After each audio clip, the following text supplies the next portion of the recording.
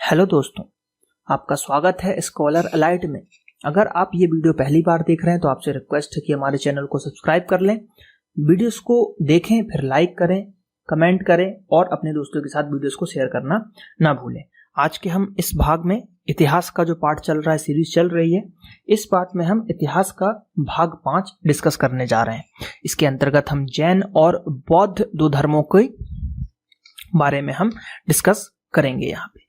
चलिए हम बात करते हैं सबसे पहले जैन और बौद्ध धर्म की। तो जैन धर्म में देखते हैं सबसे पहले हम।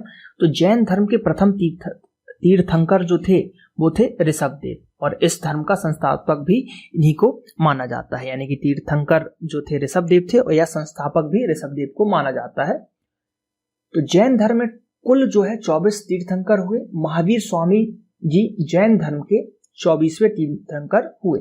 इन्हें धर्म का वास्तविक संस्थापक भी माना जाता है। धर्म का वास्तविक संस्थापक किसे माना जाता है? तो वो आपके महावीर स्वामी जी को माना जाता है। जैन धर्म में कर्म फल से छुटकारा पाने के लिए त्रिरत्न पालन आवश्यक माना जाता था। तो ये त्रिरत्न थे आपके सम्यक दर्शन, सम्यक ज्ञान और सम्यक आचरण। तो ये आपको याद रखना है कि ये तीन रत्न थे, सम्यक दर्शन, सम्यक ज्ञान और सम्यक आचरण। तो ये आपको याद रखना है, ये क्वेश्चन जरूर पूछे जाते हैं आपके। और जो है इसके अंतर्गत जो थे जैन धर्म, जैसे हिंसा ना करना, सदा सत्य बोलना, चोरी ना करना, ये भी जो है शिक्षाएं वगैरह दी जाती थी। बात करते हैं महावीर स्वामी जो थे। महावीर जी ने 5 महाव्रतों के पालन के लिए उपदेश दिया था। वो 5 महाव्रत थे: सत्य, अहिंसा, अस्तेय, अपरिग्रह एवं ब्रह्मचर्य। इनसे शुरू के 4 महाव्रत जैन धर्म के 23वें तीर्थंकर पार्श्वनाथ के थे और अंतिम महाव्रत ब्रह्मचर्य महावीर स्वामी जी ने जोड़ा था। तो क्वेश्चन ये पूछ सकते हैं कि 5 महाव्रत के अंतर्गत जो ब्रह्मचर्य का जो बात की गई थी वो किसके द्वारा जोड़ा गया था? तो वो जोड़ा गया था आपके 24वें तीर्थंकर जी स्वामी महावीर जी। और जैन धर्म जो है अनीश्वरवादी था। ठीक, ये ईश्वर पे शायद विश्वास नहीं करते थे, तो ईश्वरवादी कहा जाता था उनको। महावीर जी की अगर हम थोड़ी सी बात कर लें तो महावीर जी जो थे हमारे, तो इनका जो जन्म हुआ था वो कुंडग्राम वैशाली जो कि बिहार के अंतर्गत आता है। तो कुंडग्राम वैशाली बिहार में हुआ था। इनका जन्म 540 ईसा पूर्व माना जाता है। इनके पिता का नाम सिद्धार्थ या ज्ञातक क्षत्रिय कुल के थे जो कि, और माता की बात करें तो माता जो है इनकी थी त्रिशला। कौन थी इनकी माता? इनकी माता जो थी त्रिशला, जो कि लिच्छवी राजा चेटक की बहन थी। लिच्छवी राजा चेटक की बहन थी। ठीक, लिच्छवी शासक चेटक की बहन। पत्नी की बात करें तो यशोदा। गृह त्याग की बात करें तो 30 वर्ष की आयु में इन्होंने अपना गृह त्याग किया था। तप स्थल की बात करें तो जाम्भृग ग्राम ऋजुपालिका नदी के किनारे।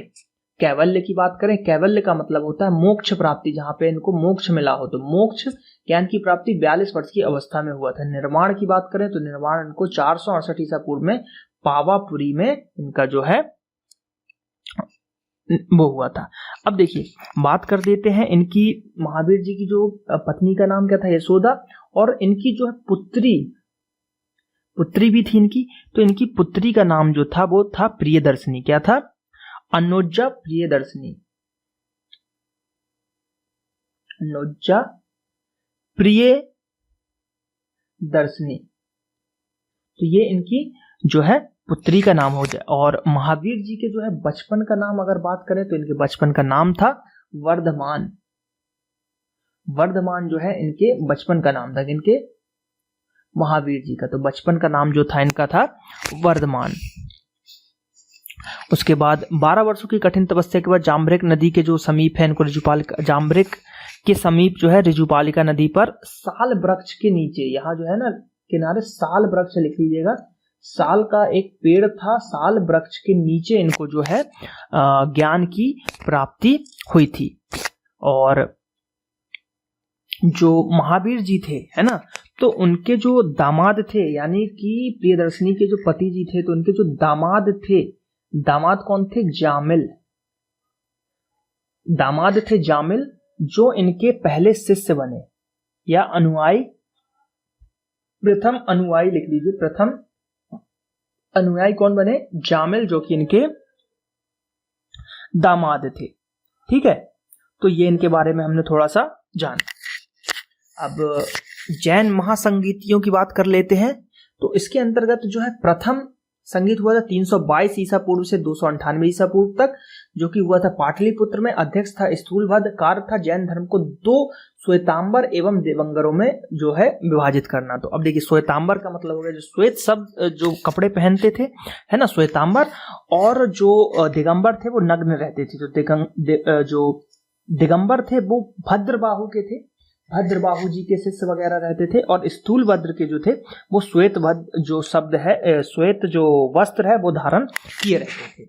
बात करते हैं द्वितीय बौद्ध संगति की, जैन संगति की। तो वो स्थल हुआ था वल्लभी में, और देव ऋग्नि या क्षमाश्रम जो है अध्यक्ष थे। उनके धर्म ग्रंथों को लिपिबद्ध किया गया, मतलब इसमें जो धर्म ग्रंथ है उनको लिखा गया। ठीक है, धर्म ग्रंथों में जो है इसमें आपका लिखा गया। और ये वल्लभी जो है ये आपका बोल सकते हो गुजरात के अंतर्गत आता है। ठीक, कहां के अंतर्गत आता है? आपका गुजरात के अंतर्गत ये जो है आपका आता है। तो यहां पे जो है हमने जैन धर्म या महावीर जी के बारे में जाना। अब बात करते हैं हम अगले उसकी। तो यहां पे आ जाएगा अब आपका बौद्ध धर्म। अब जो है हम बौद्ध धर्म के बारे में यहां पे डिस्कस करेंगे। तो चलिए, बौद्ध धर्म। तो बौद्ध धर्म के संस्थापक की बात करते हैं। तो बौद्ध धर्म के जो संस्थापक हैं वो हैं आपके गौतम बुद्ध। और गौतम बुद्ध जी को क्या कहा जाता है? एशिया का ज्योति पुंज। ठीक, क्या कहा जाता है? लाइट ऑफ एशिया भी कहा जाता है गौतम बुद्ध को। तो ये याद रखिएगा। गौतम बुद्ध के बारे में थोड़ी सी देख लेते हैं। इनका जन्म हुआ था लुम्बिनी ग्राम कपिलवस्तु के अंतर्गत। इनका जन्म हुआ था 563 ईसा पूर्व में। पिता की बात करें तो पिता का नाम था शुद्धोधन, जो कि शाक्य गण के प्रधान थे। माता का नाम था महामाया, जो कि कोलिक गण की राजकुमारी थी, पत्नी यशोधरा। पुत्र का नाम राहुल। गृह त्याग उन्हें 29 वर्ष की जो आयु में किया था, जिसको महाविनिष्क्रमण बोला गया था। ये याद रखिएगा, महाविनिष्क्रमण बोला गया था गृह त्याग को। तप स्थल उरुवेला निरंजना नदी के किनारे। ज्ञान की प्राप्ति हुई थी 35 वर्ष की अवस्था में। महापरिनिर्वाण यानी कि इनकी मृत्यु हुई थी कुशी नगर के अंतर्गत। और भी चीजें हम देख लेते हैं, जैसे कि इनकी जो माता थी, जो कि मैंने यहां बताया माया, ठीक है, महामाया या माया देवी। तो जन्म के 7वें दिन ही इनकी मृत्यु हो गई थी। फिर इनका जो लालन पालन वो किया गया था, वो किया था जो इनकी सौतेली माँ प्रजापति गौतमी ने। तो इनका लालन पालन किसने किया था? प्रजापति गौतमी। लालन पालन किया प्रजापति गौतमी जी ने, इनकी सौतेली माँ कहा गया है। इनके बचपन का नाम जैसे सभी को पता ही होगा, गौतम बुद्ध के बचपन का नाम क्या था? सिद्धार्थ। ठीक, सिद्धार्थ इनके जो है बचपन का नाम था। इनके पुत्र का नाम जो है क्या था? राहुल था। बात करते हैं हम सिद्धार्थ जी के। तो जो है इनके पहले गुरु, एक क्वेश्चन आता है, सिद्धार्थ या फिर गौतम बुद्ध के पहले गुरु कौन थे? तो पहले गुरु थे जो वो थे अलार कलाम। तो अलार कलाम जो थे इनके फर्स्ट जो थे आपके गुरु थे, किनके? आपके गौतम बुद्ध के। और गौतम बुद्ध जी ने जो है जितने भी अपने उपदेश दिए हैं वो दिए हैं किसमें? पाली भाषा में। ये याद रखिएगा, गौतम बुद्ध जी ने जो उपदेश दिए हैं वो दिए हैं पाली भाषा में। और जो महावीर जी ने दिए थे वो प्राकृतक, ठीक, प्राकृतक या प्राकृत भाषा में दिए थे। याद रखिएगा, जैन धर्म में जो प्राकृतिक भाषा का यूज किया गया था और पाली भाषा का जो यूज है वो आपका गौतम बुद्ध जी ने किया था। बुद्ध ने अपने सर्वाधिक उपदेश जो है कहां पे दिया था? उन्होंने दिया था कौशल देश की राजधानी श्रावस्ती में। उन्होंने जो है पूरे आपके दिया था। तो श्रावस्ती में उन्होंने उपदेश सबसे ज्यादा दिए हैं, उपदेश सबसे ज्यादा दिए हैं श्रावस्ती में। चलिए बात करते हैं डिटेल। तो गौतम बुद्ध ने पहला अपना उपदेश कहां दिया था? सारनाथ के अंतर्गत दिया था। ये तो आईएमपी क्वेश्चन पूछा ही जाता है। और किस भाषा में दिया था? तो पाली भाषा में दिया था। बुद्ध ने सांसारिक दुखों के बारे में 4 आर्य सतह बताते हुए कहा है, दुख, दुख समुदय, दुख निरोध है ना। दुख, दुख समुदय, दुख निरोध और दुख निरोध गामिनी प्रतिपदा बताया गया। दुखों को छुटकारा पाने के लिए बुद्ध ने अष्टांगिक मार्ग का उपदेश दिया। ये मार्ग है सम्यक दृष्टि, सम्यक संकल्प, सम्यक वाक, सम्यक कर्मानत, सम्यक आजीव, सम्यक व्यायाम, सम्यक स्मृति और सम्यक समाधि। ये 8 चीजें बताई गई हैं। ठीक है। प्रतीत्य समुत्पाद को गौतम बुद्ध ने शिक्षाओं का सार जो है कहा है। तो ये इंपॉर्टेंट चीजें हैं। बात करते हैं बौद्ध जी धर्म जो है अनीश्वरवादी तथा अनात्मावादी था। बुद्ध, संघ और धम्म ये 3 बुद्ध के त्रिरत्न है। जैसे कि सम्यक दर्शन, सम्यक आचरण और सम्यक ज्ञान जो था वो आपका जैन धर्म के 3 जो पिटक थे, और यहाँ पे जो है इनके त्रिरत्न है आपके बुद्ध, संघ और धम्म। तो ये आपको याद रखना है।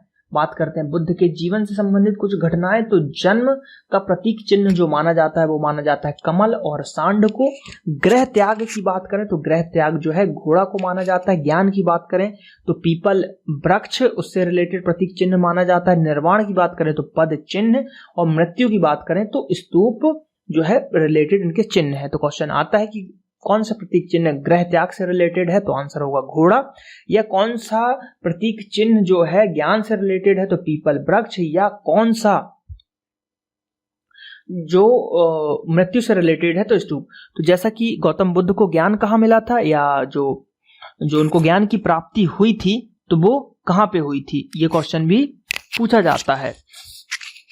तो जैसा कि आप सभी को पता है बिहार के अंतर्गत बोध गया है, वहां पे इनको जो है ज्ञान की प्राप्ति हुई थी।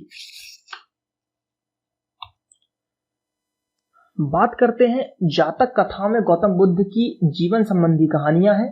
जातक कथाओं में गौतम बुद्ध की जो क्या है जीवन संबंधी कथाएं आपको कहां मिल जाएंगी, जातक के अंतर्गत। बौद्ध ग्रंथों में जो है सुत्त पिटक, विनय पिटक और अभिधम्म पिटक, ये जो है त्रिपिटक कहलाए गए हैं, जो कि पाली भाषा के अंतर्गत लिखे गए हैं। तो ये बहुत ही इंपॉर्टेंट है कि क्वेश्चन आता है कि पिटक या त्रिपिटक किससे रिलेटेड है। तो ये जो रिलेटेड है ये आपके किससे रिलेटेड है, आपके बौद्ध धर्म से पिटक रिलेटेड है। तो कौन कौन से हो गए वो 3 पिटक आपके, पहला हो गया आपका सुत्त पिटक, फिर हो गया विनय पिटक और फिर हो गया आपका जो है ये अभिधम्म पिटक। चलिए बात करते हैं, और महात्मा बुद्ध ने जो है अपने उपदेश पाली भाषा में दिए थे और ये भी पाली भाषा के अंतर्गत लिखे गए हैं। कालांतर कनिष्क के शासन काल में बौद्ध धर्म का विभाजन जो है हीनयान, महायान 2 शाखाओं में हो गया था।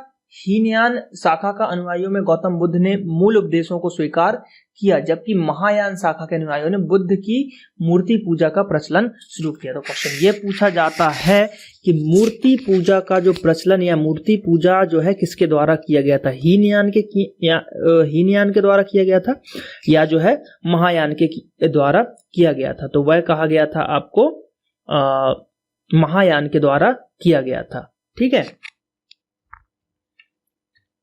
बात करते हैं बौद्ध संगीति जो है संगीतियां हुई थी, जैसे कि जैन में 2 हुई थी, बौद्ध में 4 हुई थी। तो इसकी मैंने टेबल बना रखी है, इसको आप देखिए। जैसे कि प्रथम बौद्ध संगीत राजगृह में हुआ था। शासन जो था वो आपका अजात शत्रु का उस समय शासन काल था। समय था 483। तो इसको याद करने का तरीका है, देखिए 483, 383, 251, ऐसा आप याद करिए। 483, 383, 251 सीधे आपको याद हो जाएगा। और महाकश्यप जो है कश्यप जो इसके अध्यक्ष थे। द्वितीय जो हुई थी वो थी वैशाली के अंतर्गत, और इसका जो उस समय शासन काल था कालाशोक का शासन काल था 383 ईसा पूर्व में, और सर्वकामी जो है यहाँ के अध्यक्ष थे। तीसरा बौद्ध संगति पाटलिपुत्र के अंतर्गत हुआ था। अशोक थे उस समय वहां के शासनकर्ता।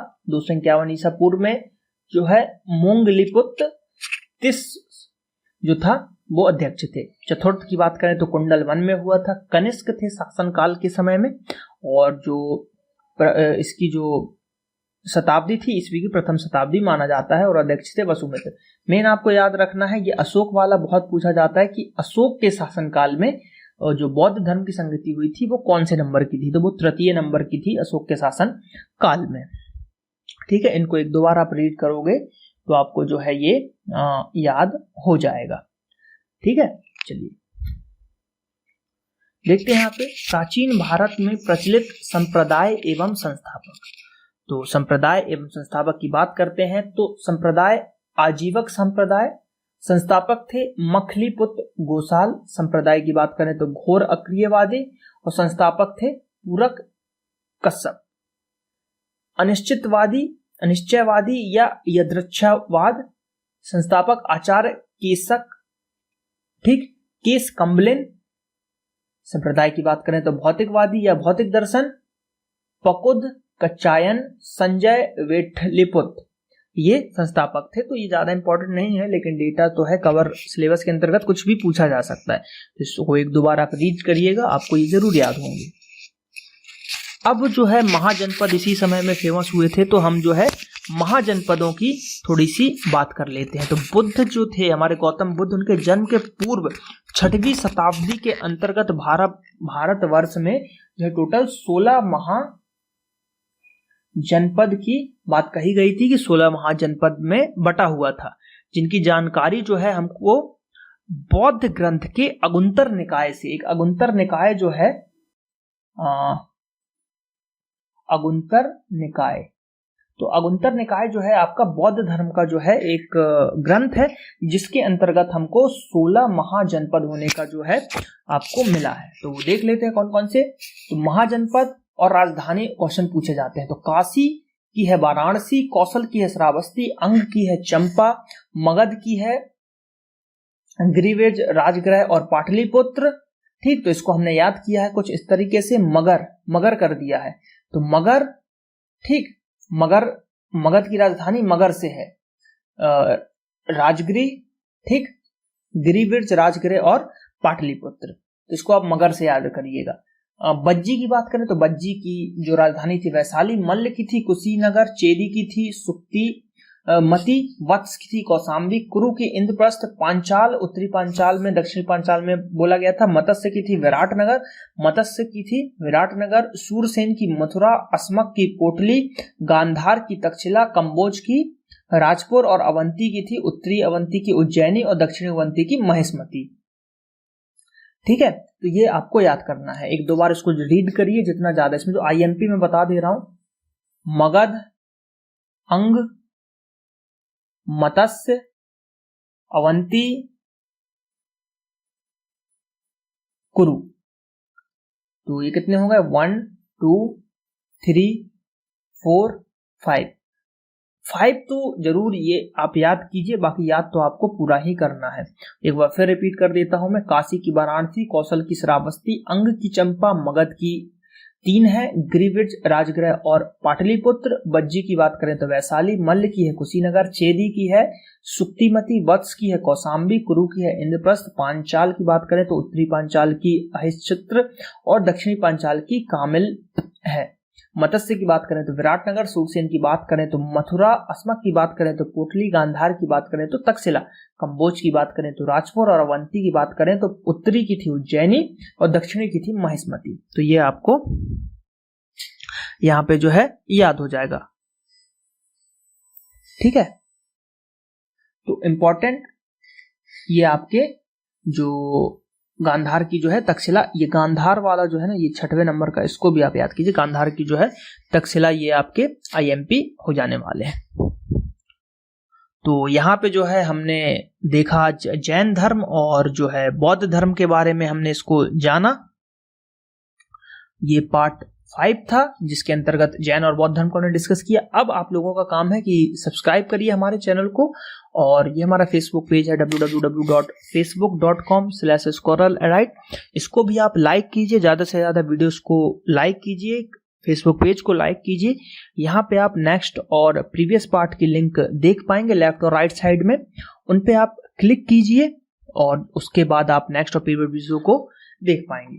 तो ज़्यादा से ज़्यादा वीडियोस को देखिए, चैनल को सब्सक्राइब करिए, ठीक है, और वीडियोस का फ्री एजुकेशन का लाभ उठाते रहिए। चलिए मिलते हैं हम आपसे अगले पार्ट में। धन्यवाद।